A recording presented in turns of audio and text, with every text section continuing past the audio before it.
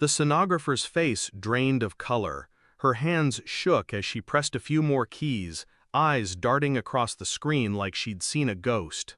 Then, without explanation, she left. Silence. My wife laughed softly, unaware. Probably just a new intern messing up. But I felt the shift in the air. A moment later, the doctor entered. He didn't look at her. He looked at me.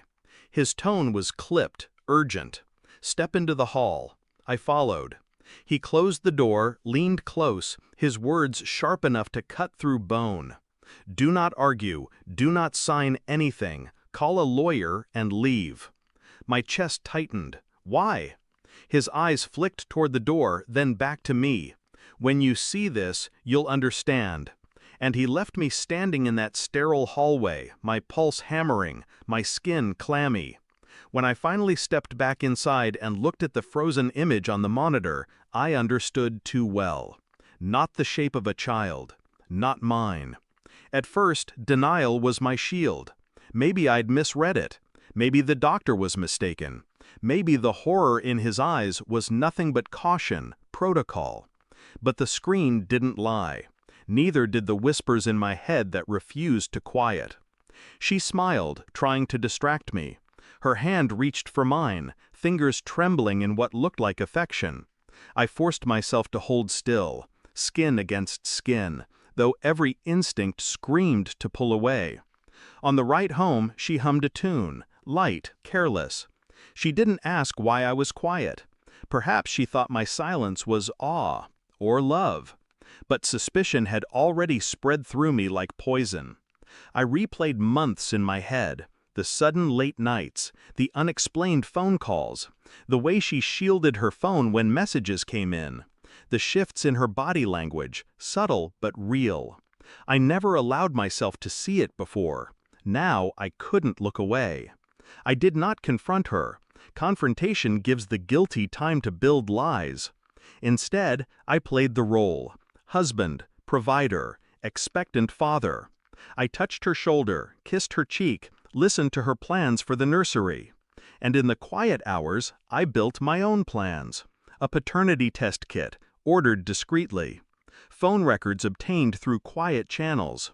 Sleepless nights staring at her back as she breathed easily, while my own chest rose and fell like a tide I was drowning in. Each detail painted the truth more clearly. An unfamiliar number, recurring at odd hours, hotel charges buried in our bank statements, a timeline that never matched her words. The silence inside me grew heavier. I learned to wear it like armor. The waiting became its own torment.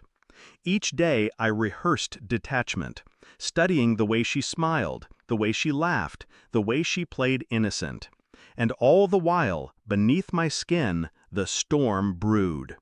The envelope arrived 3 weeks later, plain, clinical, heavy with finality. I opened it at the kitchen table while she folded laundry in the other room. My hands didn't shake. My breath stayed steady. The words were simple. The child was not mine.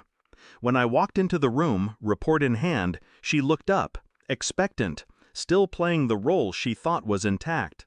I placed the papers in front of her. Read. Her face shifted. Confusion, then horror, then the crack of realization. The color drained from her cheeks, just as it had from the sonographer's. "I can explain," she whispered. I said nothing. Silence was more suffocating than rage. Tears welled in her eyes. Her lips trembled. She reached for me. I stepped back. Revenge did not require shouting. It required precision. I had already contacted an attorney. Property divided. Accounts secured. Custody irrelevant. The betrayal was surgical, so my retaliation would be the same.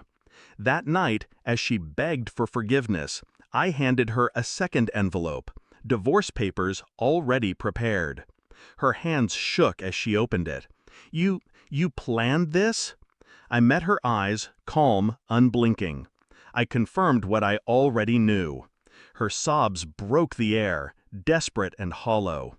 But there was no mercy in me, only clarity. She had gambled with my life, my bloodline, my trust, and she had lost. I left before dawn. The house was quiet. Her cries still echoed faintly in the walls, but I carried no weight from them.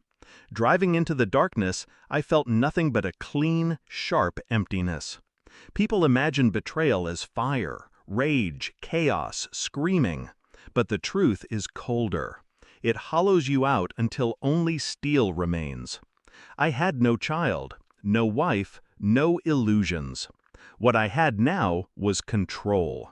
And for the first time in months, the silence inside me finally felt like peace. Betrayal doesn't break you. It chisels you down to the truth.